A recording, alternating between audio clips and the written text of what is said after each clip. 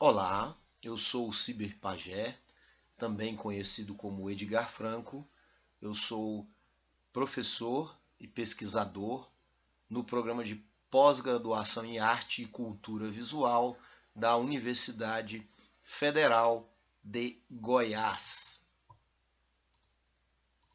Estou aqui para fazer uma comunicação para vocês e o título dessa comunicação é Translobo, uma história em quadrinhos poético-filosófica que se insurge contra o binarismo anticósmico. Essa comunicação ela apresenta um exemplo singular das conexões entre o ideário filosófico e estético de um quadrinista e sua implementação na criação de uma história em quadrinhos do gênero poético-filosófico. A obra em questão é a HQ Translobo, publicada na revista Arte Lectus e Pós-Humanos, número 14, de minha autoria. No resumo, apresento brevemente o conceito de quadrinhos poético-filosóficos e a tese poética do binarismo anticósmico, para depois demonstrar como eles são tratados na história em quadrinhos Translobo, que se insurge contra esse binarismo fruto do extremismo emergente regido pela comunicação de base binária do digital.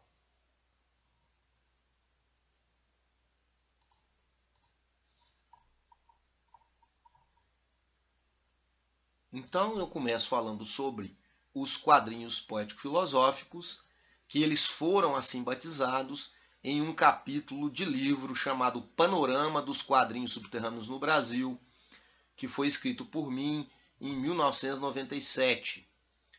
E esse livro, ele trazia então essa pesquisa pioneira até então, que gerou a publicação. Essa pesquisa ela analisou 400 fanzines de todas as regiões do Brasil no intervalo de 1989 a 1995. Para sistematizar a análise, os quadrinistas foram divididos em linhas observando semelhanças de linguagem, afinidade, estilísticas e temáticas. E aí eu defini a época assim. Linha poético-filosófica. Quadrinistas que passam deliberadamente mensagens filosóficas e questionamentos existenciais em seus trabalhos. Muitas vezes lançam mão de textos poéticos de sua autoria ou de outrem como roteiro para suas histórias em quadrinhos. Nem sempre têm compromisso com a linearidade da narrativa e, além disso, são caracterizados por muito experimentalismo no enquadramento e no traço. A consolidação desse termo quadrinhos poético-filosóficos para batizar esse singular gênero de quadrinhos brasileiros aconteceu na pesquisa de pós-doutorado de Elídio dos Santos Neto, que foi realizada em 2010 no Instituto de Artes da Unesp, em São Paulo, e foi intitulada As Histórias em Quadrinhos Poético-Filosóficas no Brasil, Contextualização Histórica e Estudo das Interfaces Educação, Arte e Comunicação. Em um artigo escrito em 2009, Santos Neto já apontava quais as características definidoras do gênero. Abre aspas para o Elídio. São, portanto, 3 as características que principalmente definem uma história em quadrinhos poético-filosófica. 1. A intencionalidade poética e filosófica. 2. Histórias curtas que exigem uma leitura diferente da tradicional. 3. Inovação na linguagem quadrinística em relação aos padrões de narrativas tradicionais nas histórias em quadrinhos. Quando se fala de intencionalidade filosófica, a referência é ao desejo que explicitam os autores poético-filosóficos de provocar uma reflexão mais profunda sobre a condição humana em seus leitores e leitoras, e para isso compartilham suas visões sociais, oníricas, subjetivas, cósmicas, políticas e espirituais por meio da linguagem dos quadrinhos. Fecha aspas, de Santos Neto. Ele também, o autor, Santos Neto, ressalta que, por suas singularidades únicas, mesmo sofrendo influências de certas vertentes do quadrinho autoral europeu, o gênero poético-filosófico de quadrinhos é um fenômeno da arte sequencial genuinamente brasileiro. E dentre os quadrinistas representantes do gênero, ele destacou o Meu Trabalho de Gás Andraus, para os quais dedicou livros publicados pela editora Marca de Fantasia. O gênero poético-filosófico dos quadrinhos segue agregando muitos criadores e também reflexões acadêmicas. Inclusive gerou uma coleção de livros, já com 14 títulos, a série Quadrinhos Poético-Filosóficos, editada também pela Marca de Fantasia. Agora eu vou falar sobre o conceito poético-artístico de binarismo anticósmico, que é um conceito que surgiu a partir de minhas experiências atávicas, oníricas e da minha percepção também do impacto que a linguagem digital tem causado na contemporaneidade. Então, o binarismo anticósmico é uma poética crítica da aceleração do digital. Para sua concepção, eu lancei mão de uma percepção inspirada por leituras de filósofos como Bauman e a cultura do consumo e a volatilidade dos afetos, Baudrillard e a cultura dos simulacros, Ram e a agonia de Eros na cultura hipercompetitiva e narcisista da sociedade de desempenho atual. Também de reflexões baseadas na história e tradição ocidental e oriental da magia e do ocultismo, especificamente sobre a essência formadora da vida e do universo em cosmogonias como a doutrina teosófica de Blavatsky e das concepções de George Gurdjieff, ressaltando que a essência cósmica universal reflete-se na concepção de uma linguagem astral que é codificada nas linguagens humanas. A poética nasce de um ponto de vista artístico individual, das observações empíricas do artista e pesquisador, no caso eu, e de meus estudos de filosofia e magia. Eu destaco que o binarismo anticósmico não é uma tese científica nem mesmo filosófica. Trata-se de uma licença poética baseada em minhas experiências imanentes e transcendentes. Resgato da tradição ocultista milenar a concepção de que o absoluto, o todo, o uno, o universo, é a mônada primal. E, como já está dito na palavra, ele é unitário e sua unidade contém toda a complexidade.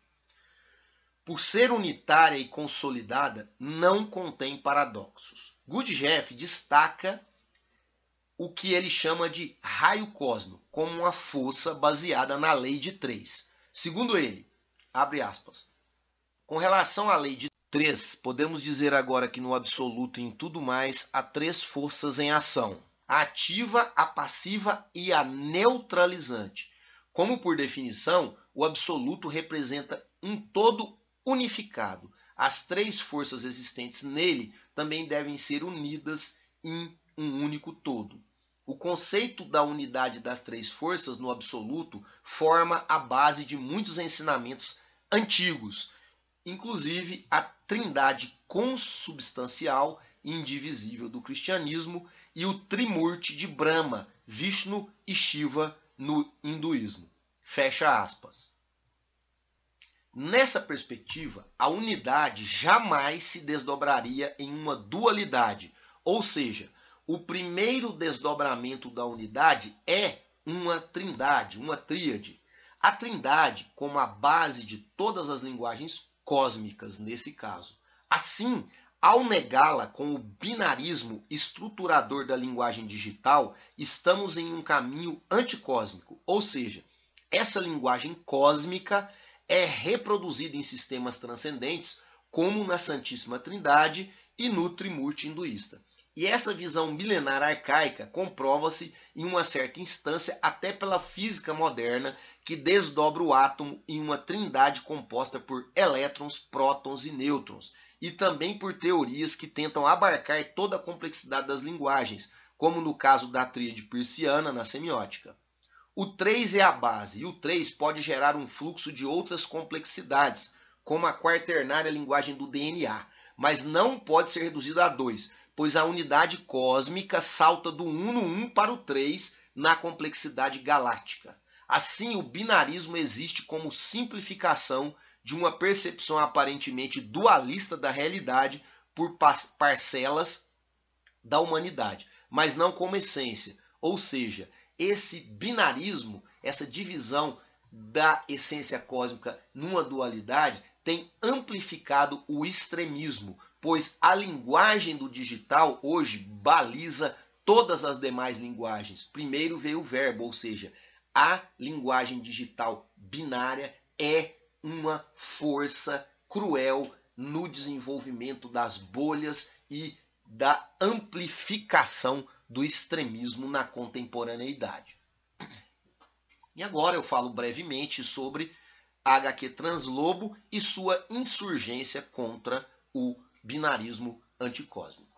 A revista em quadrinhos Artlex e Pós-Humanos é um título publicado pela editora Marca de Fantasia desde 2007 e já possui 14 números editados. A revista dedica-se a publicar os quadrinhos experimentais do gênero poético-filosófico criados por mim, Edgar Franco, também conhecido como Cyberpagé, que sou considerado pelos pesquisadores na área um expoente desse gênero em questão. O número 14 da revista traz essa HQ completa chamada Translobo, de 30 páginas. Ela envolve um texto poético completamente afinado com as reflexões sobre o binarismo anticósmico, criando uma metáfora visual singular para representar a quebra das polaridades na qual os extremos sim e não, positivo e negativo, masculino e feminino, dia e noite, são representados pelos personagens Lobo e Sereia, evocando a simbologia ocultista desses seres totêmicos e míticos. E a figura do ser neutro, que quebra simbolicamente essas polaridades, é representada por um personagem que eu chamo de serpente cósmica hermafrodita.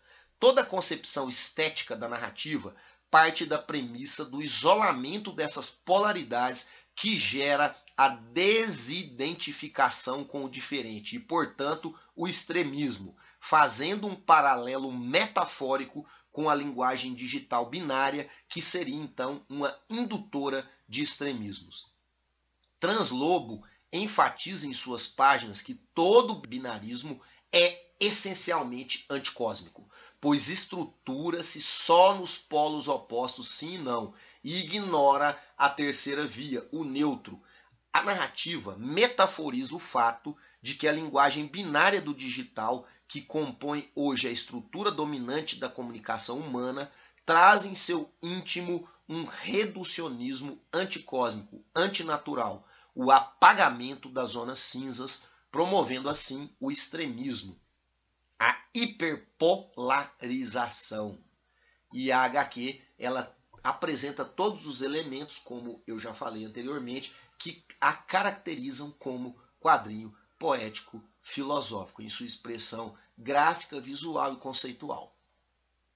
Como consideração final, eu digo que Translobo é um exemplo singular de uma narrativa ancorada em uma tese poética de seu autor, que sou eu, a do binarismo anticósmico, e também exemplifica com primor o que se entende por quadrinho poético filosófico, evidenciando as premissas apontadas por Santos Neto como as balizadoras desse gênero singular dos quadrinhos brasileiros.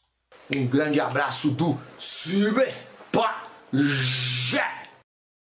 Meu nome é Cássius André Prieto Souza e vou apresentar o trabalho A HQ Criadores e Criaturas e o Imaginário do Monstruoso, o qual é parte da tese Criadores e Criaturas, uma narrativa gráfica do monstruoso desvelada pelo imaginário.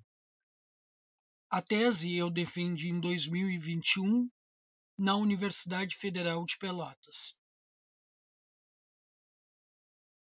A tese é uma história em quadrinho, onde eu investigo o tema do monstruoso nas obras de Edgar Allan Poe e Mary Shelley e suas criaturas, Lenore, o Corvo e Frankenstein, revelando as projeções e ressonâncias entre os criadores e suas personagens. A HQ possibilitou amplificar os sentidos e conexões com o imaginário. O problema da pesquisa era como o criador se faz presente nas narrativas das criaturas.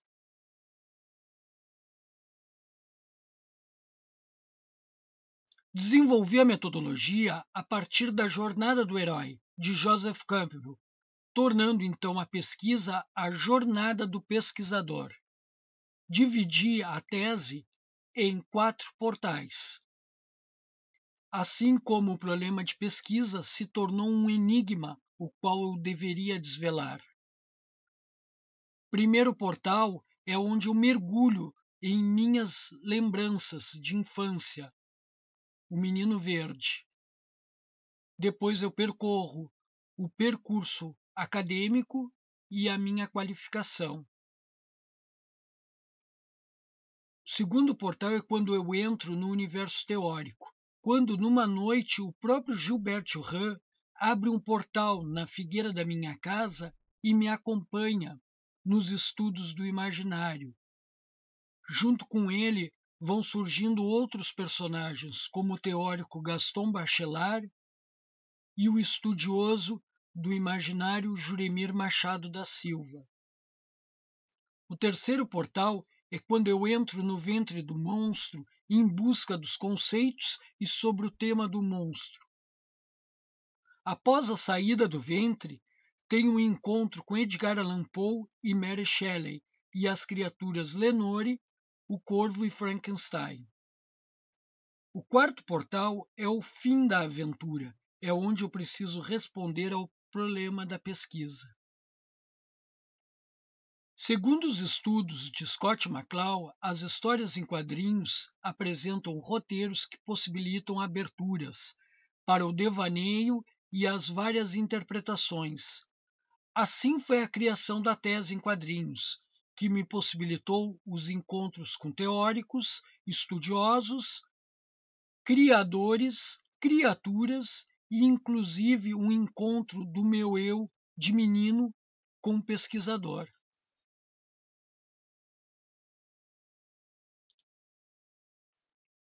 O matriciamento é um termo utilizado pela minha orientadora, Lúcia Vaz Pérez, a qual eu usei durante a tese, para buscar um menino solitário que tinha um avô extraordinário e uma professora empática, que deixava o legado a chave de acesso para o imaginário.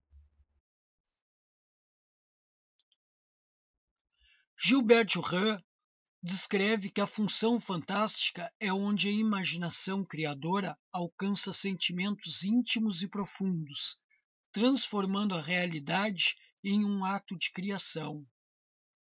No ventre do monstro, eu busquei ampliar as várias dimensões sobre o monstro, reconhecendo que esse é um transgressor, que é por ele que se possibilita as mudanças. Segundo o teórico Cohen, o monstro é um convite para explorar novas espirais, novos e interconectados métodos de perceber o mundo.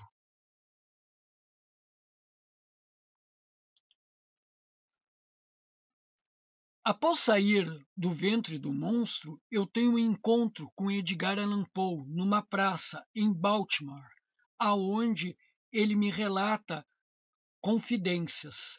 Depois me encontro com Mary Shelley num cemitério próximo ao túmulo de sua mãe, aonde ela também descreve as suas angústias e dores. Segundo observou Gaston Bachelard, existe um discurso poético de amor pós-morte nas obras de Poe, uma dor líquida que se molda aos poemas, como uma água obscura, profunda e visceral.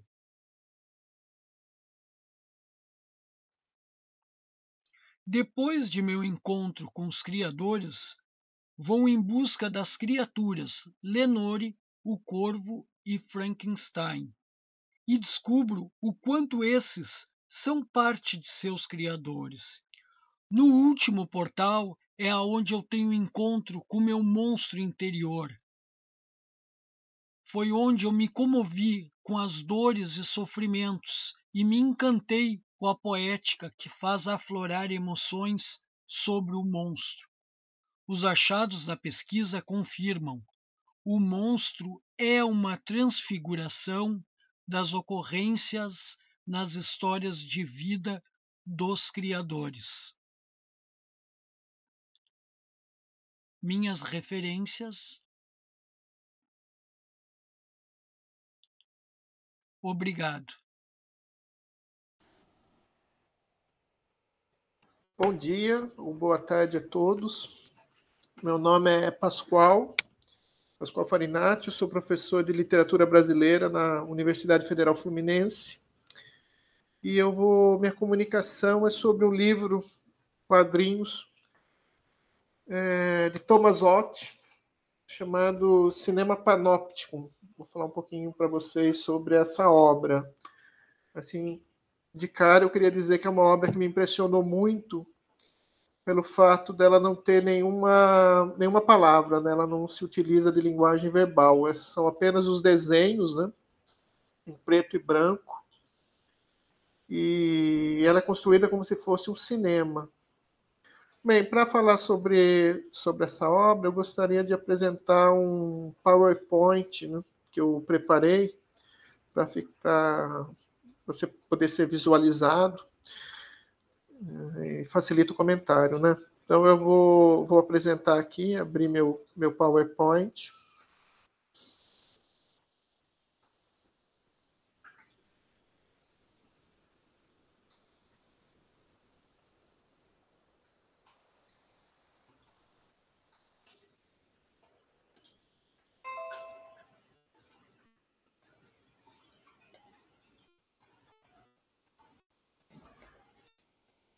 Bem, o título da minha comunicação é Cinema Panóptico, de Thomas Ott, Imagens, Terror e Controle Social.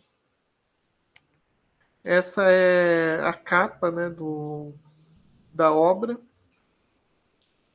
E, bem, inicialmente eu queria dizer que o Thomas Ott, desculpa, é um quadrinista suíço, né? Ele é músico, artista visual, e ele faz um tipo de desenho muito interessante.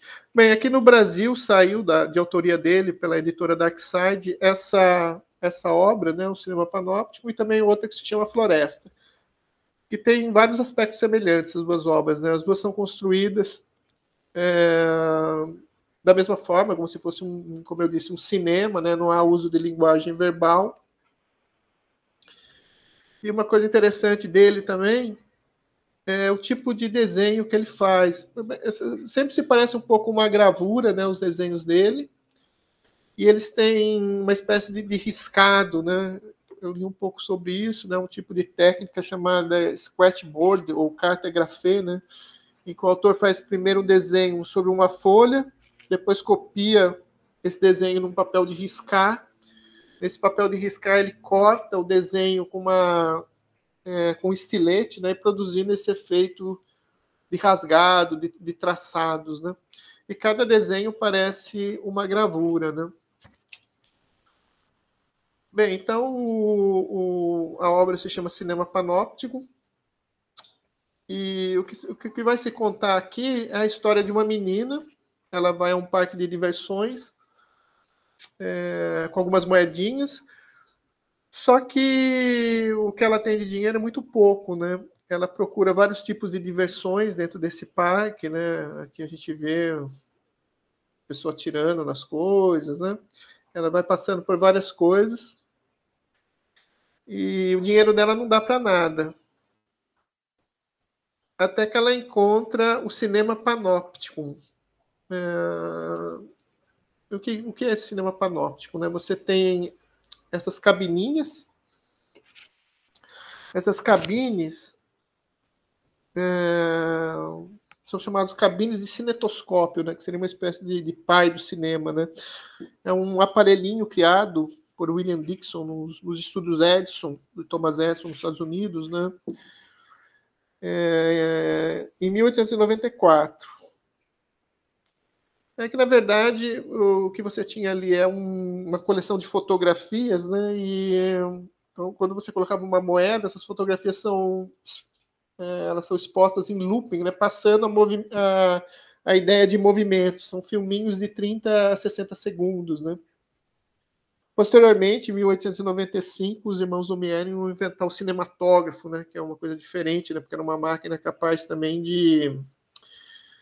além era capaz de gravar, né, e também de projetar, né.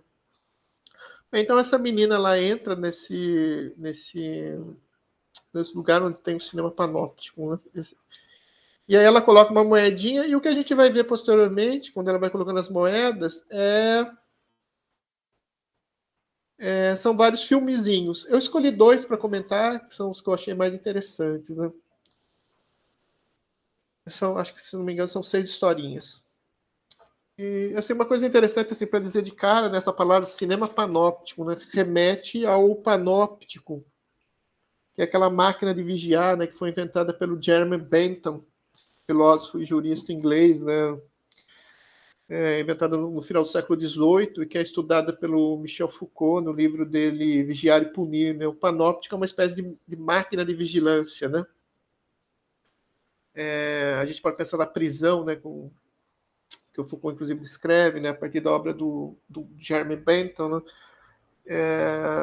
que você tinha na periferia uma construção em anéis, uma construção em anel, uma construção semicircular com várias celas, e você tinha uma torre de vigia. A partir dessa torre de vigia, o vigilante, né, o guarda, poderia ver todos que estavam dentro da cela, né, ou seja, uma vigilância permanente. Né. Ao mesmo tempo que o sujeito que está na cela não sabe se o vigilante está lá, quando ele está lá ou não, né? O Foucault vai falar que é um tipo de máquina que desassocia, né, o ser visto, ver, né? Porque o vigia vê tudo, enquanto aquela pessoa que está na cela se sabe vigiada, mas não consegue ver quem o está vigiando. E isso é fundamental, né, para o funcionamento desse sistema panóptico, né? Essa ideia, essa consciência do prisioneiro de se saber vigiado o tempo todo. Né? Então, os efeitos da vigilância são muito mais fortes. Né? Depois, o Foucault fala também desse sistema panóptico, né, que a gente pode pensar dentro pode ser aplicado numa cadeia, mas também na escola, nos hospitais, né, em diversas instituições. Né? Estou falando um pouquinho isso, né, porque, de certa forma, nessa HQ, nós ocupamos, de certa forma, o papel do vigia e ficamos vendo a historinha, né? A gente vê a historinha que a menina está vendo, né? Porque, como o que eu queria chegar, né, onde eu vou chegar, é numa ideia, pensar esse quadrinho em relação ao primeiro cinema, né? E, em especial, ao cinema expressionista alemão, com o qual eu acho que o quadrinho dialoga, né? Eu vou falar um pouquinho sobre isso mais para frente, né? Mas, em suma, essa ideia do panóptico, da vigilância, né? O próprio Foucault observa que o panóptico é um instrumento leve, né? Assim, em relação, por exemplo, às antigas cadeias, às masmorras, né? Que tinha uma arquitetura de fortaleza, né? O panóptico ele tende a exercer uma vigilância muito eficiente, mas de alguma forma leve, que é percebida, mas que não causa tanta impressão, né? Não causa tanta... não precisa de corrente, não precisa de espancamento, né? É um tipo de vigilância, digamos, soft. É interessante porque ele fala essa coisa da leveza, né? Porque a gente foi indo em direção a um sistema de vigilância cada vez mais leve, mais soft, né? Chegando, por exemplo, a internet, as redes sociais, né? Que não deixam de ser uma forma de panóptico, né? Sempre que a gente está lá, a gente está sendo, de alguma forma, vigiado. Bem, a primeira história que eu coloquei aqui, depois eu vou desenvolver melhor essa questão com o expressionismo alemão, né? A primeira história que eu coloquei aqui é se chama O Hotel. Então você tem um personagem que chega num hotel que está aparentemente vazio, né? Ele vai andando pelo hotel e não encontra nada. Chega por fim a uma sala de jantar onde há uma comida à disposição, né? Ele está com fome, ele acaba comendo, mas nunca tem ninguém. Ele come, fica satisfeito, depois ele mesmo pega uma chave, vai para o quarto, né? Aqui ele dorme, nesses quadrinhos pretos indicam isso, mas ele acorda no meio da noite muito mal, vomitando. A partir daí ele sai do quarto, começa a andar pelo hotel, né? Procurando ajuda, e ele descobre nos vários quartos desse suposto hotel várias pessoas mortas, né? Várias pessoas mortas. Ele segue até conseguir sair do hotel, que é o hotel, né? Ele sai, e aí a gente percebe do que de fato era esse hotel. Na verdade, era uma daquelas caixinhas de bata-barata, né? Aquelas caixinhas em que você coloca uma pequena isca, em que a barata entra, come essa isca e depois morre. Só que aqui é uma inversão, né? Na verdade, é um ser humano, né, que entrou na caixa que seria para barata, né? E você tem a barata, digamos, no lugar do ser humano, fazendo comida, né? Essas histórias, então, do livro, né, são sempre um pouco aterradoras, né? Um pouco assustadoras, são sempre coisas ligadas a um sofrimento, né? Vamos passar para a segunda história. Bem, a menina, ela fica, a gente percebe pelo quadrinho, assombrada com a história, e passa a assistir uma outra, que se chama O Campeão. Ela Cine Panóptico, O Campeão. É o próximo filminho que ela assiste. Que é a história desse lutador, né, aparentemente de luta livre, chamado El Macho. Logo de início a gente assiste a uma luta dele, né? É uma coisa incrível desses quadrinhos, né? Como eu disse, não tem nenhuma expressão verbal, mas como eles são fluentes, né? Como a gente acompanha, como se fosse realmente um filme mudo, né? Aqui. Bem, ele é um lutador, um dia ele chega em casa e há um bilhete em que ele recebe, em que ele é desafiado para lutar contra a própria morte. A mulher dele fica apavorada, tal, mas ele vai lá para lutar contra a morte. A morte é desenhada como uma caveira, tal. Ele começa a lutar com a morte no ringue. Enquanto isso, a filha dele, que está em casa, né, com a esposa, acaba encontrando um escorpião dentro de um papel que ela desembrulha, né? O pai, que é esse lutador, acaba vencendo a morte, né? Ele destrói, acaba vencendo a morte e retorna para casa. Só que quando ele chega em casa, a filha dele havia sido picada, né, pelo escorpião e morrido, né? Então aquela vitória inicial sobre a morte, né, foi apenas uma ilusão, né? Porque depois que a gente tem essa imagem final, né, da morte com a filhinha dele, né? Na verdade, a morte acaba sempre vencendo. E por fim, essas são as imagens finais, né, do quadrinho. A menina tem uma última moedinha, ela vai assistir um filme que se chama A Garota. E a gente não sabe o que ela vê. Nessa última história, a gente não sabe o que ela vê. Ela enfia a moedinha no aparelho e se assusta e acaba fugindo, saindo correndo, né, do parque de diversões. Né? Então, é uma circularidade perfeita também no quadrinho, né? Porque ela começa chegando nesse parque e acaba indo embora, fugindo aterrorizada, né? Eu vou retornar agora a minha...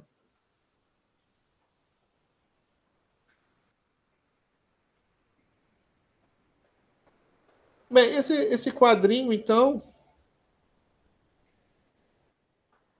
Bem, como eu disse, esse quadrinho, então, eu vejo que ele tem uma relação muito forte com o expressionismo alemão, né? Que são histórias também terríveis, né? Histórias de hipnotizadores, de assassinos, né? Como o Dr. Caligari, por exemplo, né?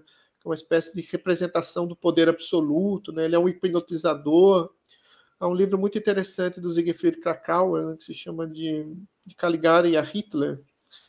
Ele estuda esses filmes do expressionismo alemão como uma espécie de antecipação do que viria depois com o nazismo, né? Interessante, por exemplo, a história do Caligari começa num parque de diversões, né? Que o Kracau analisa assim, né? Que a gente vive numa sociedade repressiva, né? Então, o parque de diversões é esse lugar em que, de certa forma, os instintos primários, né? O desejo de diversão, né? Eles retornam com força. E na historinha do Tomasotti, a história começa justamente num parque de diversões, né? E são sempre também histórias em que há uma atmosfera de terror, né? Que é justamente a atmosfera do mundo nazista, né? É um mundo cheio de sinistros presságios, de atos de terror, né? Explosões de pânico, né? Lembra muito esse quadrinho do Tomasotti mesmo, em que todas as histórias são terríveis, histórias, como eu falei, de sofrimento, né? E a própria menina acaba fugindo, né? Outra coisa interessante também é que essa história deve se passar provavelmente em finais do século XIX, início do século XX, né? Já que o aparelhinho que ela usa, o aparelho cinetoscópio, foi inventado no final do século XIX, né? E o final do século XIX assiste a um grande interesse, né? Há um avanço científico, né? Toda a questão do progresso científico, mas também há um grande interesse, né? Pelas coisas, pelos mistérios, né? Pelas coisas do além, né? E o cinema, esse aparato tecnológico, né? Ele causa uma grande sensação, né? As primeiras pessoas que vão ver o cinema, que é visto inclusive com uma certa forma de hipnose, né? Se sentem fascinadas e ao mesmo tempo com medo, né? A imagem cinematográfica, de certa forma, era uma espécie de fantasma, né? O que a pessoa vê são fantasmas indo e vindo, entrando e saindo da tela, né? Mais que isso, né? O cinema, além de ser uma duplicação das coisas do mundo, é uma espécie de duplicação da própria experiência mental, né? Ela parece como se fosse a mente refletida na tela, né? Já que de alguma forma a gente pensa através de imagens, etc. Né? Então, o duplo cinematográfico é uma espécie de fantasma. Né? Não só porque ela é uma duplicação, porque é um fantasma porque ele não tem materialidade, né? Você não consegue segurar a imagem cinematográfica, né? Ela não tem dimensão, não tem espessura, né? Ela é por imagem, né? E ao mesmo tempo ela de alguma forma é aterrorizante, né? Em especial, né? Para esses primeiros espectadores, né? Porque de certa forma a imaterialidade da imagem aponta para a nossa futura imaterialidade, né? Para a nossa futura incorporeidade, né? Já que, enfim, um dia todos nós teremos apenas imagens, né? Então é isso, né?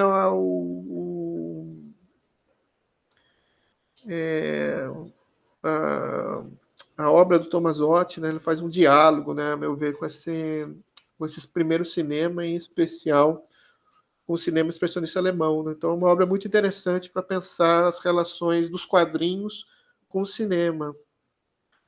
E aqui eu até lembro uma observação do Scott McCloud, né, que de certa forma o quadrinho é um cinema lento, né, como se fosse fotogramas, mas passando muito devagarzinho, né. Além, claro, de ter uma liberdade, né, em relação ao cinema, de o autor, de o espectador, o leitor, né, ver o quadrinho que ele quiser, na ordem que ele quiser, né. Ele, apesar de ter uma configuração da página, nada garante que o leitor vai ver o primeiro quadrinho e não o último primeiro, né. Diferentemente do cinema, em que há uma ordem já imposta pelo cineasta. Bem, era isso. Quero agradecer. Vou terminar por aqui. Muito obrigado.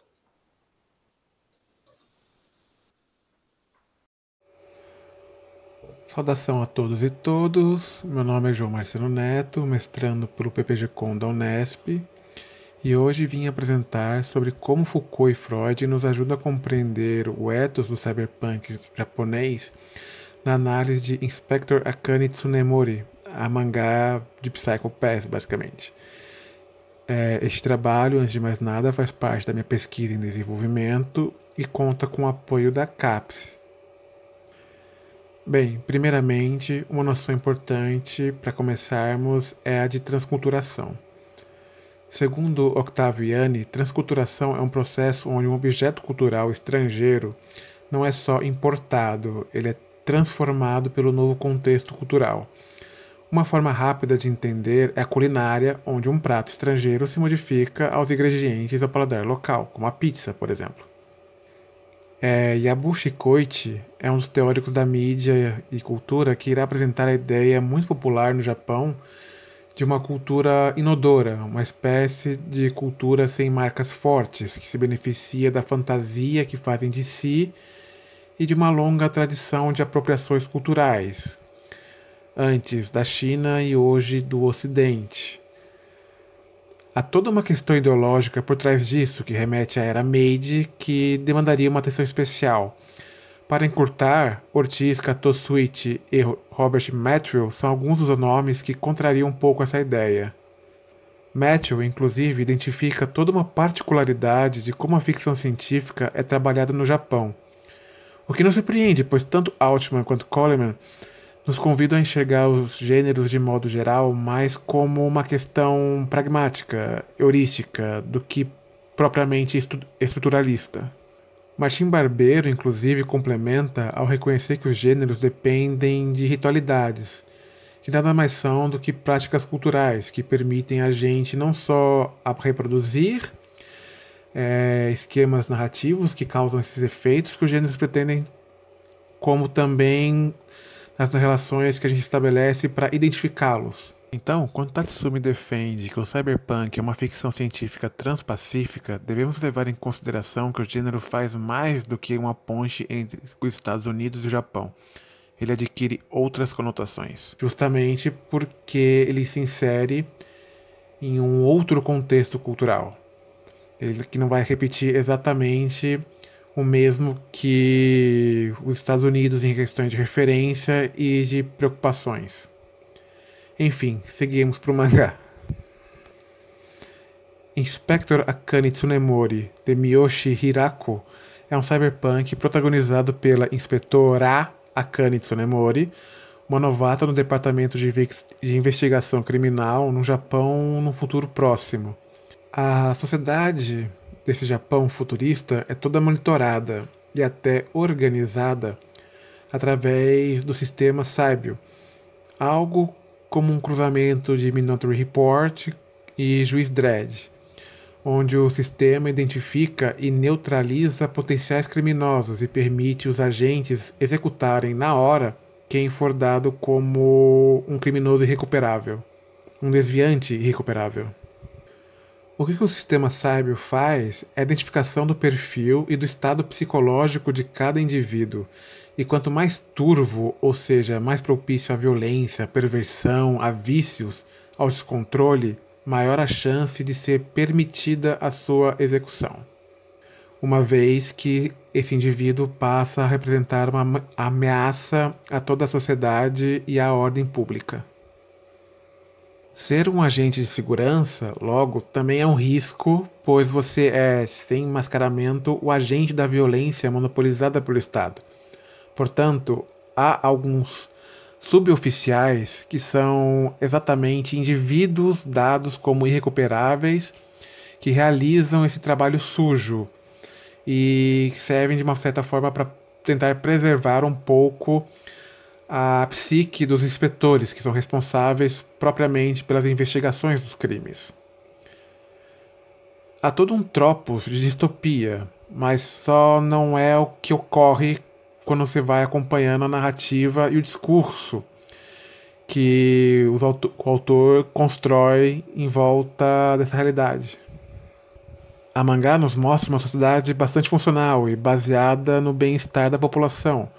Isso inclui até mesmo um cuidado para prevenir altos níveis de frustração. O diálogo com o admirável mundo novo é inevitável, mas o mangá tenciona também, em dada medida, a fórmula da anti-utopia por uma questão importante. Ela não se baseia em valores individualistas ocidentais.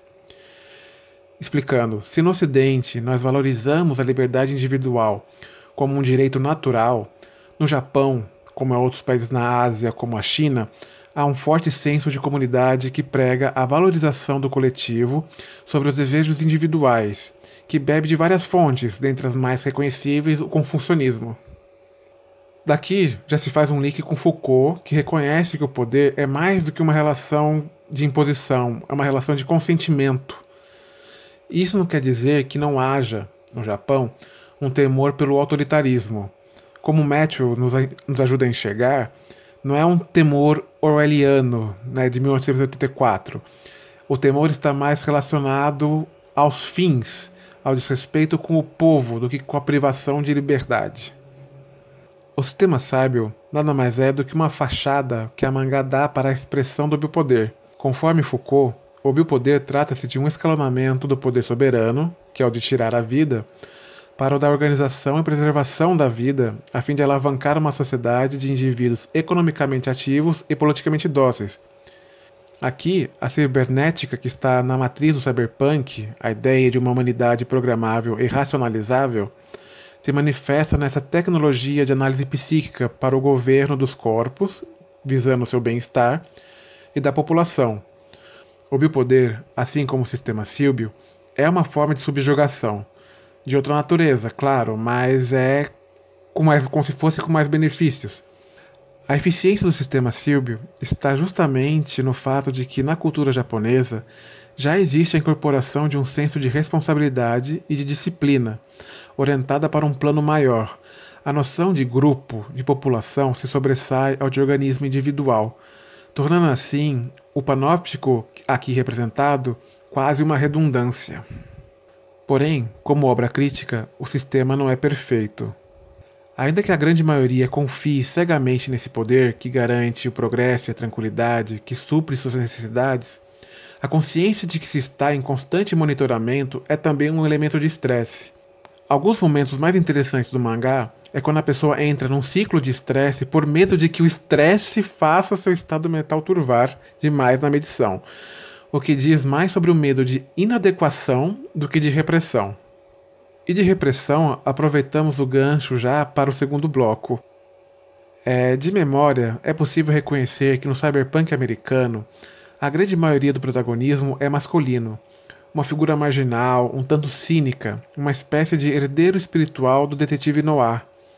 Já no Japão, é feminino, normalmente mulheres integradas na sociedade, que de algum modo trabalham em prol ou pela melhoria do status quo. É o caso de Tsunemori. Como Kawai Hayon nos ajuda a interpretar o padrão, a figura feminina, ele afirma, representa o arquétipo da mulher determinada, que por sua vez traduz o ego japonês, especialmente esse ego do pós-guerra. Este arquétipo se descreve pela passividade e a força para lidar com o adverso, almejando sempre uma totalidade sem rejeitar a imperfeição. E Tsunemori desafia o sistema sábio justamente por rejeitar seu punitivismo, de reconhecer e aceitar o outro como um indivíduo complexo e um regime que não faz distinção entre agressor e vítima. Em um rápido adendo, o Shinya Kogami, que é o parceiro da Tsunemori, representa justamente esse herói cyberpunk americano. A partir daqui, é importante entender a divisão freudiana da psique. O ego é parte que negocia, regula os impulsos do id, que são os desejos, as pulsões, encontrando outras formas possíveis de satisfação, de canalização dessa energia. O superego é a parte desenvolvida culturalmente, responsável pela moral, e como pai de piano, se caracteriza pela repressão, pelo cumprimento da lei, pela culpa. O superego trabalha com o ego, mas quando ele o sobrepõe, surge a neurose, que pode ser bem mais nociva. Quando descobrimos mais adiante na mangá que o sistema sábio é na realidade uma entidade constituída de vários cérebros humanos responsáveis pelo julgamento, a alegoria fica bastante óbvia. O sistema sábio é esse superego acrescido. Makishima Shogo, o vilão da história, é um desinibidor do id, incitando os outros a cometerem crimes hediondos em busca de um agir genuinamente livre em uma sociedade opressora. E Tsunemori é esse ego que deve negociar constantemente com o sistema e conter as manifestações dos desejos danosos, encarnando assim A heroína cyberpunk que reconhece as falhas de sua sociedade, porém não almeja sua derrubada, ou cede à sensação de impotência, a desafia. Para concluir e não ficar alongando muito na análise, o que reconhecemos na mangá é o como ela sintetiza, de modo bastante ilustrativo, duas importantes características identificadas no cyberpunk japonês que a diferem do cyberpunk americano da forma como lidar com a cibernética. Enquanto o cyberpunk americano vai primar pela individualidade e pela atitude de revolta, o cyberpunk japonês, por outro lado, vai buscar a adaptação do indivíduo e a manutenção da ordem. Apesar de ser uma apresentação bem breve, eu agradeço a atenção e veremos se o debate acalora um pouco sobre as possibilidades de discussão. Obrigado novamente.